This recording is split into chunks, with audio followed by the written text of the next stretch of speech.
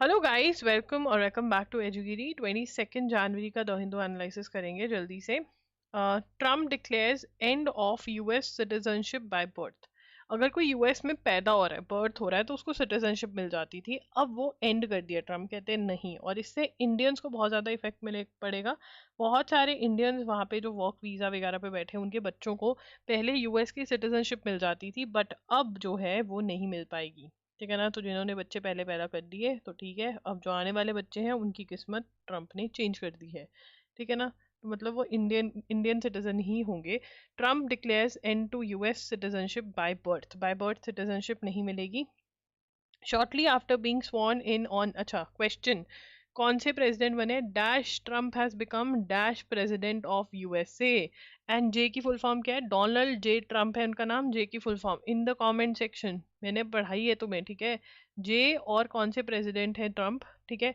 और एक और क्वेश्चन बता दो, तीन चीजें उन्होंने क्या करी जो हमने कल डिस्कस करी। अच्छा, मुझे पनामा वाली याद है। एक्टिव रिकॉलिंग तो पूछ दो ना, क्या है? पनामा कैनाल को हम वापस लेंगे। गल्फ ऑफ मैक्सिको को उन्होंने क्या नाम कर दिया है? गल्फ ऑफ अमेरिका नाम कर दिया है। ठीक है ना। अब देखो, मुझे एक याद नहीं है, तो एक अब मुझे रिकॉल करनी पड़ेगी। एक्टिव रिकॉलिंग यही है कि मैं बोल दूं जो मुझे याद आ रहा है। जो चीज मुझे नहीं याद आ रही, मतलब ये वाली चीज, मतलब यहाँ पे जो यहाँ वाला पॉइंट है, ये मैं भूल गई। ठीक है ना। और हाँ, इमरजेंसी लगा दी है उन्होंने मेक्सिको बॉर्डर पे। देखा, दिमाग लगाओ तो याद आ जाता है मेक्सिको बॉर्डर। अब मुझे कॉन्फिडेंस आ गया, यही एक्टिव रिकॉलिंग है। तुम भी ऐसे ही करा करो। ठीक है ना। Trump declares end to US citizenship by birth. ठीक है ना। बहुत सारे इंडियन प्रोफेशनल्स को इफेक्ट करेगी। ठीक है। और ट्रम्प ने और क्या कहा है? ट्रम्प ने कहा है कि भैया, अगर तुम ब्रिक्स वालों को बोला है कि अगर तुम डी डॉलराइजेशन करोगे। डी डॉलराइजेशन क्या होती है? डी डॉलराइजेशन का मतलब कि आप डॉलर को एज अ करेंसी यूज नहीं करोगे जब आप आपस में एक्सचेंज कर रहे हो, ट्रेड कर रहे हो। तो ट्रम्प कहता मैं तुम्हारे ऊपर 100% टैरिफ लगा दूंगा। ठीक है ना। तो यहाँ पर ये पॉइंटर्स के फॉर्म में ही आएगा। ये नंबर 1 पॉइंट है जो ट्रम्प ने स्टेप लिया है। नंबर 2 स्टेप जो ट्रम्प ने लिया है वो क्या है? 100 Trump said he planned to levy 100% taxes on BRICS countries for attempting to move to non-dollar transactions। ठीक है ना। अब ब्रिक्स में इंडिया भी इंक्लूडेड है। वो कह रहा है कि अगर नॉन डॉलर डॉलर को रिमूव करने की कोशिश करोगे, कहीं से अपनी करेंसीज यूज करने की कोशिश करोगे, तो मैं तुम्हारे ऊपर 100% टैरिफ लगा दूंगा। ये कौन सी ऑर्गेनाइजेशन को बोला है? ब्रिक्स को। ठीक है।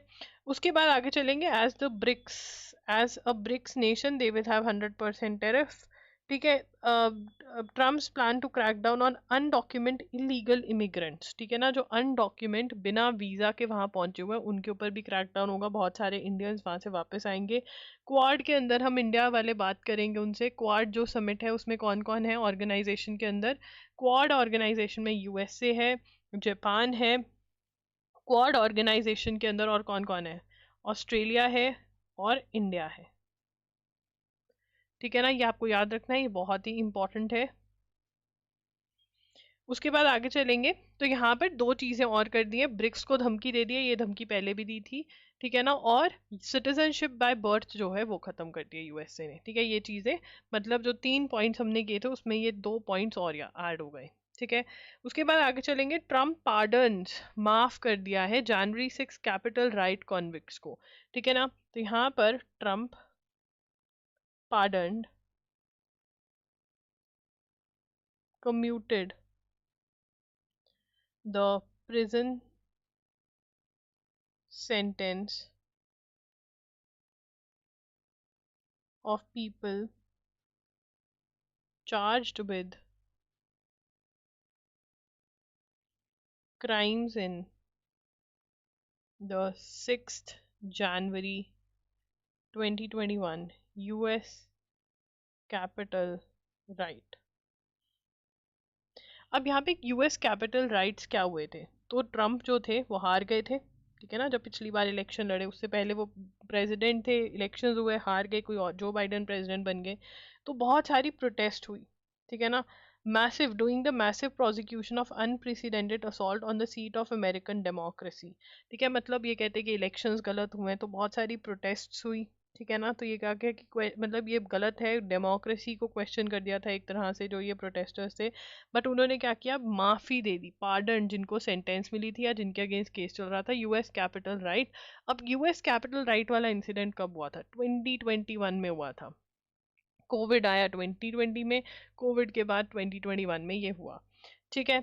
तो ये भी है। अब इसमें क्रिटिसाइज कर रहे हैं कि आप कह रहे हो गोल्डन एज स्टार्ट होने वाली है अमेरिका की, ये लिखने की जरूरत नहीं है, क्या ये मतलब जो लोग गलत कर रहे हैं उनसे आप स्टार्ट कर रहे हो, ठीक है। Rising illegal migration can upset India's poll mechanism, तो इलीगल माइग्रेशन जो इंडिया में लोग घुस रहे हैं बिना परमिशन के, उसके बारे में बात कर रहे हैं। तो illegal migration as a concept is very very important for the upcoming exams, NLSAT, AIT, essay writing के लिए बहुत बड़ा कॉन्सेप्ट है और इसके बारे में आपको पता होना चाहिए, लिख लीजिए, ठीक है। उसके बाद आगे चलेंगे यूसीसी के बारे में। यूसीसी जो ऐसे राइटिंग कर रहे हैं यूसीसी के बारे में कि आपकी क्या ओपिनियन है, इसमें वाइस प्रेसिडेंट बोल रहे हैं कि देखो ये directive principle of state policy है। Directive principle of state policy का मतलब क्या है, हमारी कॉन्स्टिट्यूशन में कुछ प्रिंसिपल्स हमारे जो जिन्होंने कॉन्स्टिट्यूशन बनाई वो छोड़कर गए हैं कि ये प्रिंसिपल्स जब अप्लाई कर लो तो बढ़िया है, अगर नहीं भी करोगे तो ठीक है।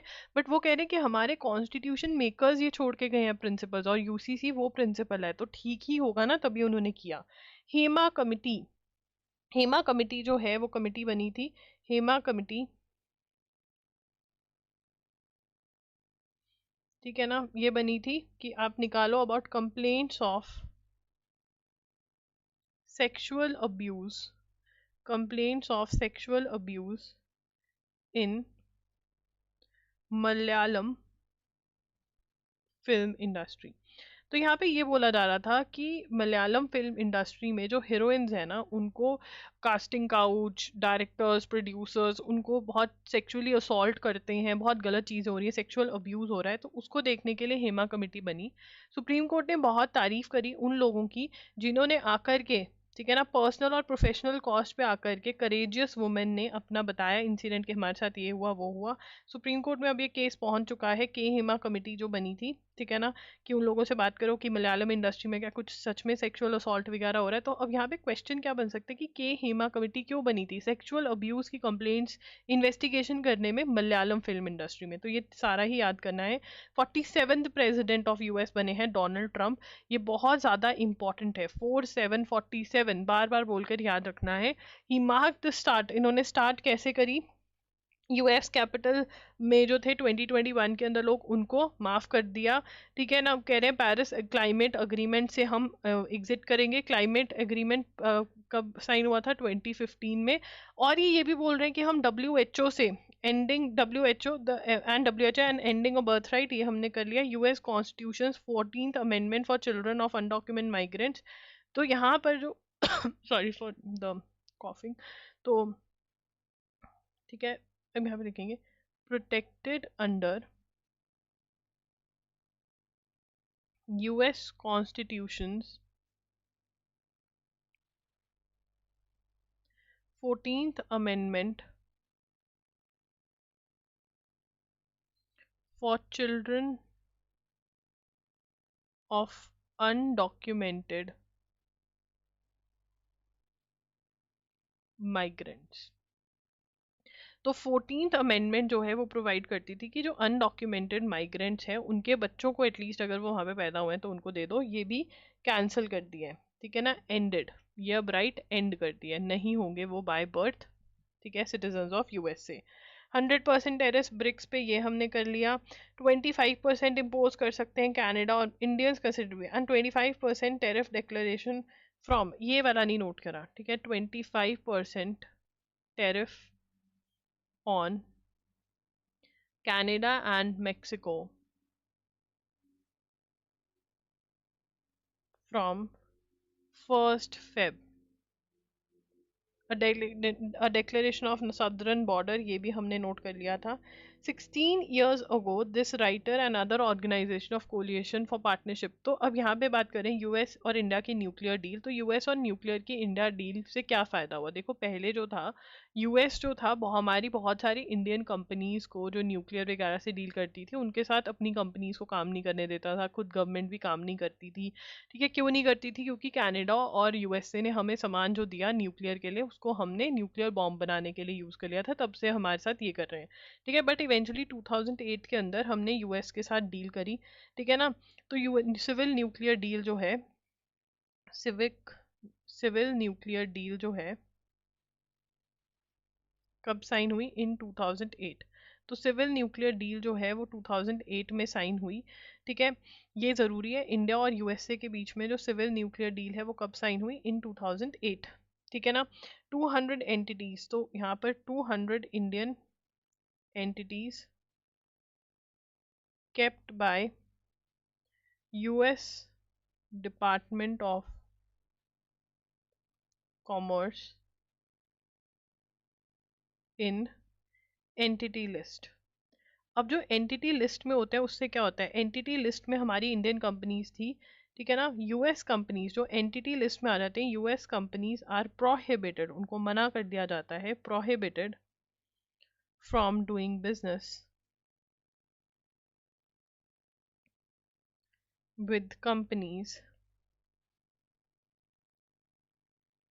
on this list unless a special license is granted। ठीक है ना, अब यहाँ पर क्या यूएस कंपनीज प्रोहिबिट करती हैं, ठीक है ना, business from doing business with companies, ठीक है ना, जो एंटिटी लिस्ट में डाली हुई है। स्पेशल लाइसेंस लेना पड़ता है अगर काम करना भी है तो। अब हम उसमें से due to US India civil nuclear में Indian company dealing with nuclear matters were remove from the list. Now due to civil nuclear deal, civil nuclear deal में से इस बार क्वेश्चन पक्का आएगा, deal all but handful of some Indian companies, लिख लेते हैं, some Indian companies dealing with nuclear matters with nuclear matters were removed from the list। इनको लिस्ट में से निकाल दिया गया, ठीक है ना। among those remaining were those that were involved in research development leakage। अब इसमें क्या था, यूएसए को क्या डर था? यूएसए को ये डर था कि हम किसके करीब हैं, हम रशिया के बहुत करीब हैं, कि रशिया अगर जो भी रिसर्च में अपडेट्स हम न्यूक्लियर से रिलेटेड इनको बताएंगे ये रशिया को जाके बता देगा। अब यूएसए को ये डर नहीं है, यूएसए को थोड़ा भरोसा हो गया हम पे कि नहीं बताएंगे। 2010 में इंडिया इनैक्टेड, ठीक है ना, 2010 में India enacted civil liability for nuclear damage act। ठीक है ना, अगर कोई न्यूक्लियर डैमेज हो जाता है, इंसिडेंट हो जाता है, तो कौन लाइबल होगा? Who is going to be liable? ठीक है ना, तो यहाँ पर इसके अंदर who is going to be liable, major liability जो होगी would lie on the obligation on neither of the major US suppliers। अब यहाँ result what, India departing for international civil nuclear liability norm and placing major liability, ठीक है ना, India लिखेंगे, India placing major liability obligations not on the operators of civil nuclear facility but on the suppliers। अब यहाँ पर क्या कर रहे हैं कि जो न्यूक्लियर सप्लाई करेगा उसकी लाइबिलिटी होगी अगर कुछ गड़बड़ी हो जाती है, ना कि ऑपरेटर्स की। अब यूएसए, रशिया ये सब कहते हैं हम क्यों सप्लाई करें, हम क्यों लाइबिलिटी लें। तो रशिया ने हमें सप्लाई कर रहा है रशिया, बट हमने इंश्योरेंस के थ्रू उनको कवर दे रखा है, तब अब सब सप्लाई कर रहा है। बट ये एक अब प्रॉब्लमेटिक चीज़ हो गई है कि कंट्रीज कह रही है हमारी कंपनीज को लाइबल हो, जो ऑपरेट कर रहा है वो लाइबल होना चाहिए। 2010 में ये हुआ था। उसके बाद दोबारा ट्रम्प की बात हो रही है। ट्रम्प क्या कह रहे हैं, डब्ल्यूटीओ को फंक्शन नहीं करने दिया था जब लास्ट टाइम पावर में आए थे, ठीक है ना, यूनेस्को से भी निकल गए थे। तो यहाँ पर Trump in first term withdrew from UNESCO. ठीक है ना, पिछली बार जब वो प्रेसिडेंट बने थे तो कहाँ से विड्रू कर लिया था? यूनेस्को से, that is United Nations Educational Scientific and Cultural Organization, ये इसकी फुल फॉर्म है। फुल फॉर्म पीवाईक्यूज में बहुत बार आ रखी है तो इम्पोर्टेंट है। उसके बाद द प्राइस ऑफ सक्सेस, तो केरला में मेटर्नल मोरालिटी रेशियो जो है वो बढ़ रहा है। What is maternal morality ratio? Maternal deaths during a given time period, live births during the same period. ठीक है ना, तो मेटर्नल डेथ्स जो हैं वो बढ़ रही हैं। तो केरला में, Kerala rising maternal morality ratio. तो अब यहाँ पे क्वेश्चन आ सकता है मेटर्नल मोरालिटी रेशो कौन सी स्टेट में ऑफ इंडिया में बढ़ रहा है? केरला में बढ़ रहा है। दैट इज मेटर्नल डेथ्स जितनी हो रही हैं, ठीक है ना, वो बढ़ रही हैं। अब वो कह रहे हैं कि Kerala was known for its good TFR and ये सब चीज़ें, बट अब ये हो रहा है। तो केरला में ये हो रहा है, आपको पता होना चाहिए। 2019 में चेन्नई में वो दिन आ गया था जब पानी बिल्कुल खत्म हो गया था। 2019 Chennai declare day zero when water ran out. Chennai के अंदर ये दिक्कत आई थी। Who what do draft data protection rule state? अब यहाँ पे सबसे पहला क्वेश्चन जो आ सकता है वो ये आ सकता है कि कौन सी मिनिस्ट्री लेकर आई है? Ministry of electronics and information technology.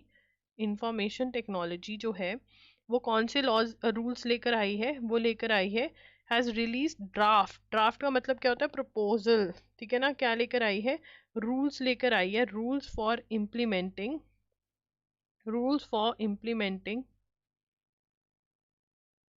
The digital personal data protection act 2023। तो क्या लेकर आए हैं? Digital personal data protection act 2023।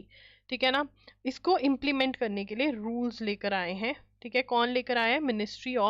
कौन लेकर आया? Ministry of electronics and information technology. ठीक है ना, प्रपोजल है। This is what is it? It is a proposal. Proposal का मतलब क्या है? कि पक्का नहीं हुआ है अभी। अब इसके अंदर ये क्या कह रहे हैं? They are talking about data localisation. They are talking about the concept of what? Data localisation. और व्हाट इज डाटा लोकलाइजेशन? कि कुछ टाइप का डाटा जो है will be stored in India only.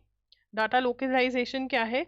Measures that restrict the flow of data within jurisdiction borders. Like इसका मतलब क्या है? Measures that restrict the flow of data within an area। अब इसके अंदर बेसिकली वो क्या कह रहे हैं कि कुछ टाइप ऑफ डाटा जो है वो इंडिया में ही स्टोर होगा, वो बाहर नहीं कह सकते। Exported, can not be exported data. Define which classes of data, certain classes of data can not be exported from India. कुछ क्लासेस ऑफ जो डाटा है वो इंडिया के बाहर नहीं जा सकता। दैट इज डाटा लोकलाइजेशन, जो इसके बारे में बात करें गूगल, एप्पल, मेटा, माइक्रोसॉफ्ट, इनको सबको दिक्कत आने वाली है। ठीक है ना, तो इस बारे में बात हो रहे हैं। उसके बाद हाँ, यहाँ पर एक और चीज़ है जिसके बारे में बात कर रहे हैं। वो एक तो डाटा लोकलाइजेशन के बारे में, और उसके बाद एक और चीज़ के बारे में बात कर रहे हैं, वो है एनी इंफॉर्मेशन। लिखेंगे any information from a data fiduciary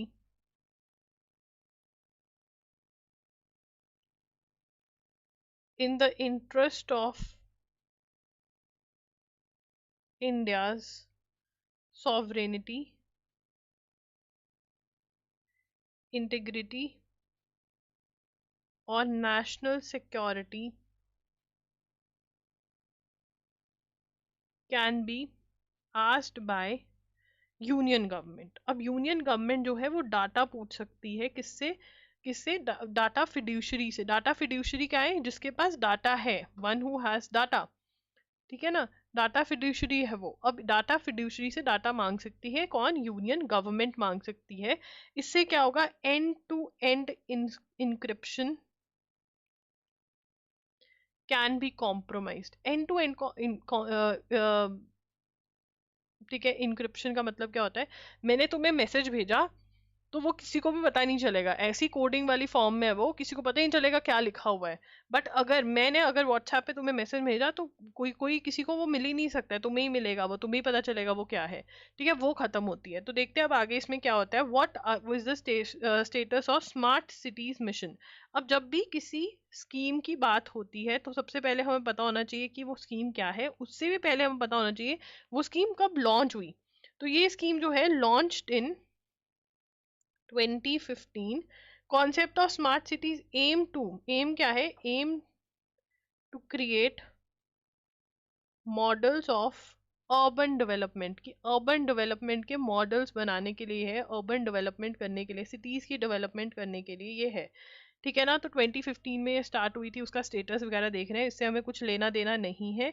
anti venom क्या होता है, जब स्नेक बाइट हो जाती है तो एंटी वेनम चाहिए होता है, इंडिया में वो इतना मिलता नहीं है टाइम पर लोगों की लाइफ सेव करने के लिए। एंटी वेनम्स जो हैं वो क्या होते हैं, ठीक है, medicine to use to treat snake bites. ठीक है, लिखने की जरूरत नहीं है। ये वो कह रहे हैं कि क्यों हमें जब एन मौके पे नहीं मिल पाते इंडिया के अंदर, बट अगेन इससे क्वेश्चन नहीं आएगा। आईसीसी चेयरमैन, अब आईसीसी के चेयरमैन कौन है, this can be a question. ठीक है, जे शाह है, हु इज एन इंडियन। ठीक है, आईओसी ओलंपिक के और जो प्रेसिडेंट है वो कौन है, थॉमस बैच। ये दोनों क्यों मिल रहे हैं कि क्रिकेट को ओलंपिक में ऐड कर लो, यही समझा रहे हैं कि देखो तुम्हारा बहुत फायदा होगा, पैसा ही पैसा। ठीक है, Musk raises eyebrows with salute gesture at Trump's inauguration. Billionaire Elon Musk sparked controversy on Monday after making a gesture at an event celebrating US President Donald Trump inauguration, with some calling it a Nazi। तो ये वाला action किया तो वो कह रहे हैं कि ये नाजी वाला है, हिटलर वाला जो चीज़ है वो कर रहे हैं। ठीक है, तो देखते हैं क्या होता है। अभी अभी लिखेंगे नहीं, अगर ज़्यादा डिस्कस होगा तब देखेंगे। The head of Israel military lieutenant general Herzi Halevi quit after taking responsibility for failure to stop Hamas October 7 attack, days after a truce took into effect in Gaza. He acknowledged, however, that the goals of Gaza war have not all been achieved, adding the army would continue to fight to further dismantle Hamas। तो यहाँ पर head of Israel's लिखेंगे, head of Israel's Israel's military lieutenant general Herzi Halevi quit after taking responsibility for failure to stop October 7 attack. October 7 को attack क्या हुआ था, Hamas ने Israel पे टेररिस्ट अटैक कर दिया था, होस्टेजेस बना के ले गए थे। Hamas attacked Israel. ठीक है, उसके बाद आगे चलेंगे, नोट्स फ्रॉम डेवॉस। अब यहाँ पर क्या चल रहा है, 2025 का वर्ल्ड इकोनॉमिक फोरम, ये हमेशा कहाँ पर होता है, ये स्विट्जरलैंड में होता है, इसकी जगह फिक्स्ड है, कहाँ पर होता है, स्विट्जरलैंड में होता है हमेशा। ठीक है, बट एक चीज जो इसकी चेंज होती रहती है और जिसमें से क्वेश्चन आता है वो है थीम। थीम क्या है इसकी, collaboration for the intelligent age. This is very very important, this is important. ठीक है, उसके बाद आगे चलेंगे, Trump effectively pulls US out of global corporate tax deal. ठीक है, Donald Trump declared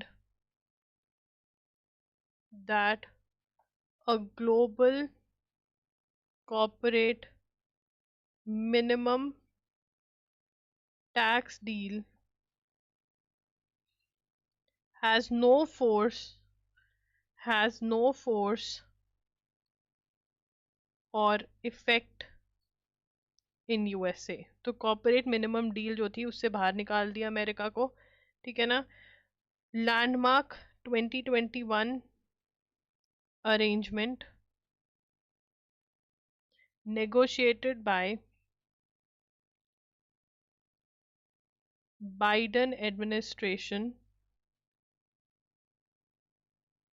with 140 countries, 140 countries के साथ 2021 में जो बाइडन ने ये अग्रीमेंट क्या था?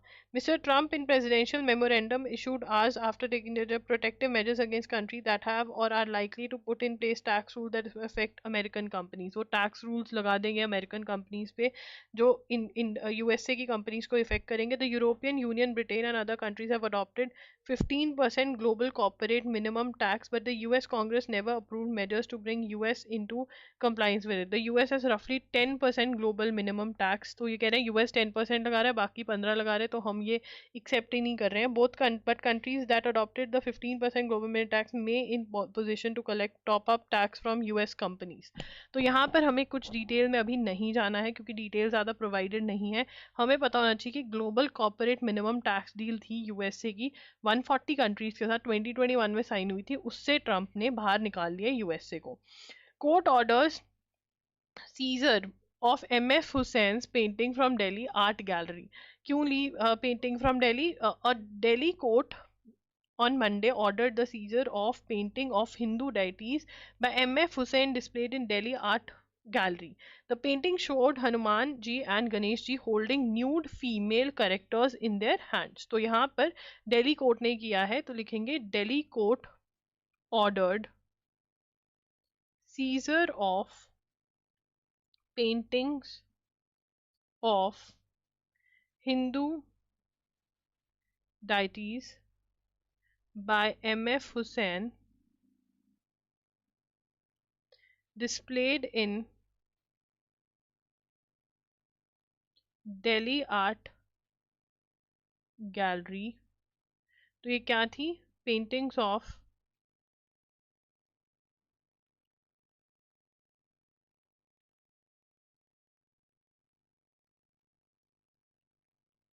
holding nude female characters in their hands and on the lap. तो ये M.F. हुसैन ने पेंटिंग बनाई हुई थी which was against Hindu culture. ठीक है ना, तो ये इसका सीजर ऑर्डर कर दिया गया है, दिल्ली कोर्ट ने कर दिया है. राइट, ये क्वेश्चन आ सकता है किसने बनाई थी ये painting.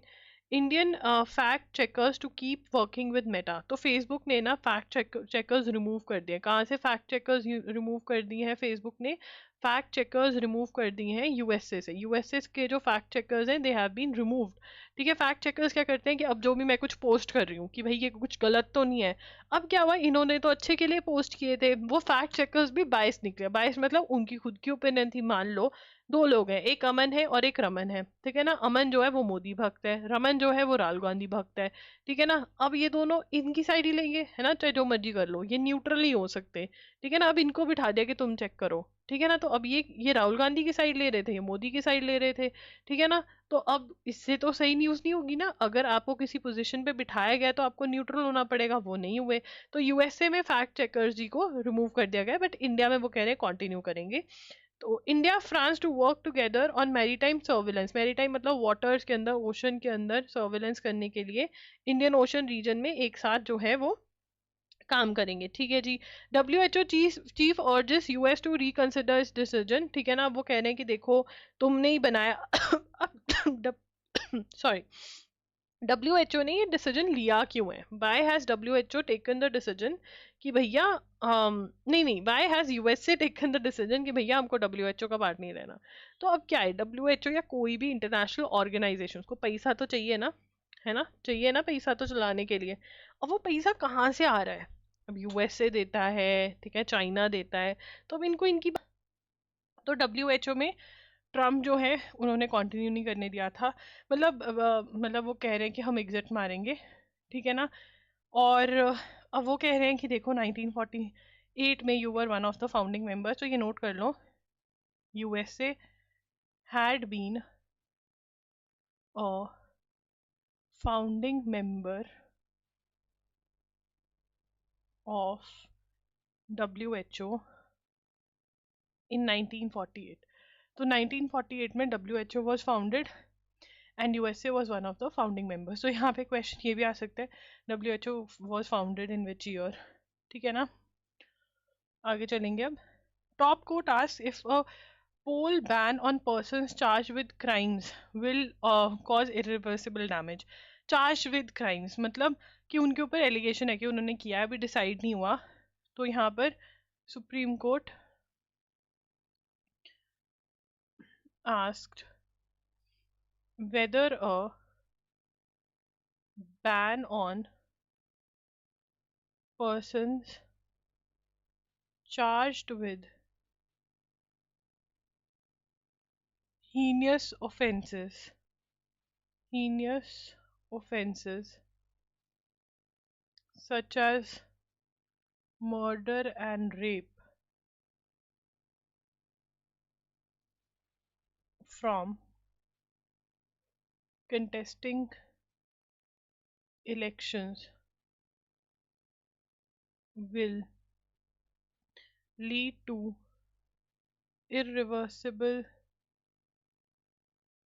damage if they are if they are later found innocent। कि अगर ट्रायल के बाद पता चला कि वो इनोसेंट है तो ये डैमेज नहीं हो जाएगा। ठीक है, सुप्रीम कोर्ट ये क्वेश्चन पूछ रहा है, this can be a question in NLSAT AIT essay writing के लिए। ठीक है, उसके बाद इन 2020 सुप्रीम कोर्ट प्रोनाउंस्ड, अब 2020 में एक जजमेंट आई थी सुप्रीम कोर्ट की, ये भी लिख लो। 2020 में सुप्रीम कोर्ट सेड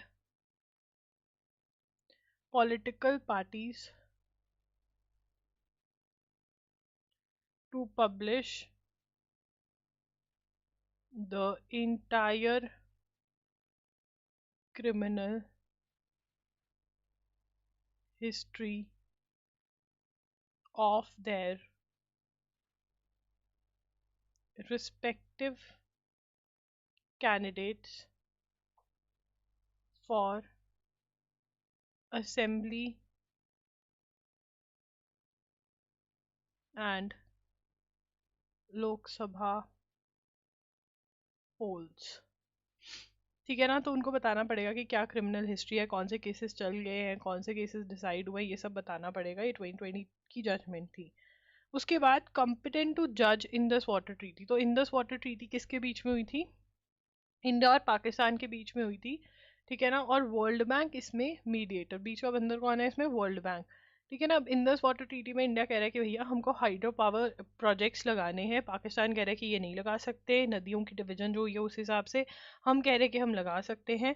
तो यहाँ पर neutral expert appointed under terms of Indus water treaty 1960 में ये ट्रीटी हुई थी, this is important, decided that he was competent to decide on differences between India and Pakistan on the design and hydroelectric projects. World Bank keh rahe we are competent. The decision on January 7 by Michael Leno, the World Bank appointed neutral expert, which was made public.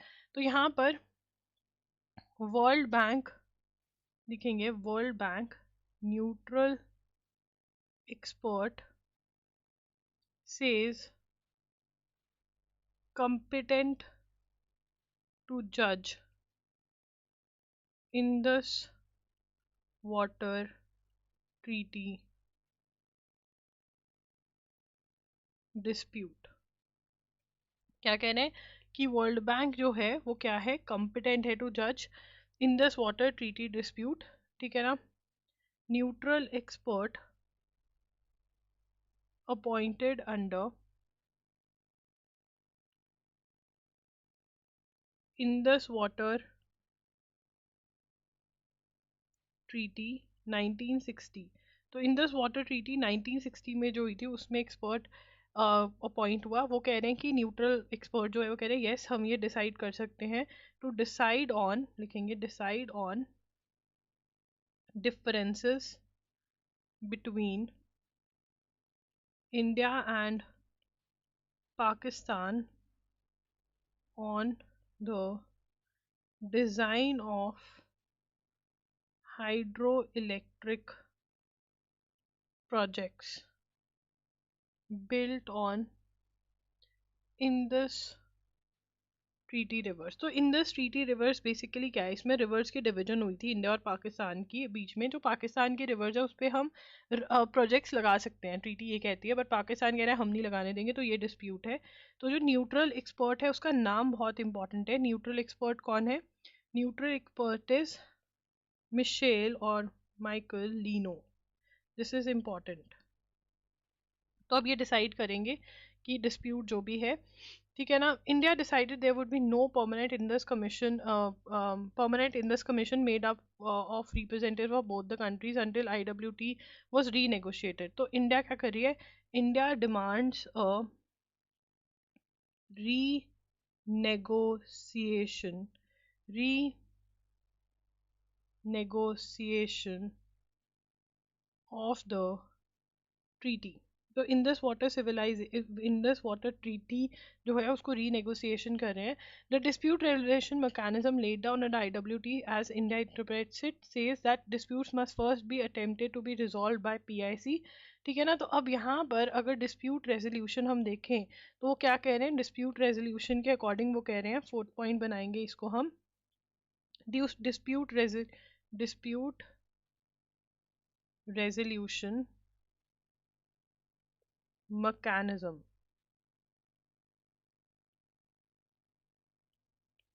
laid out under IWT says as follows: first attempt to be resolved by PIC, that is permanent in this commission।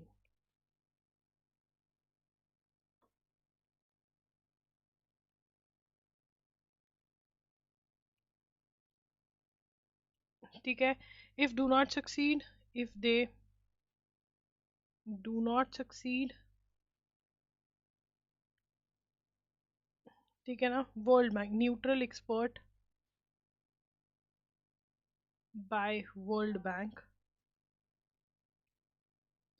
they are going to decide the issue।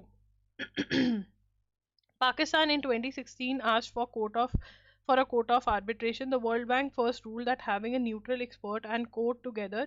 तो पाकिस्तान ने 2016 में क्या किया, यहाँ पे एक line खींच देते हैं, पाकिस्तान in 2016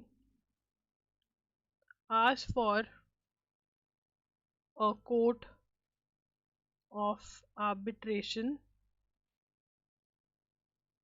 ठीक है ना, ये थर्ड पॉइंट हो जाएगा। उसके बाद world bank said neutral expert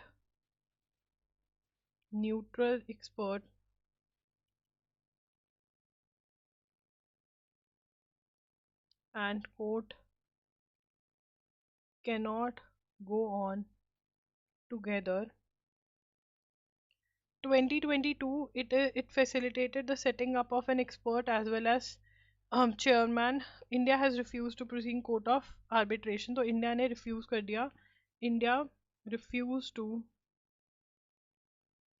join or attend proceedings in court of arbitration at Hague।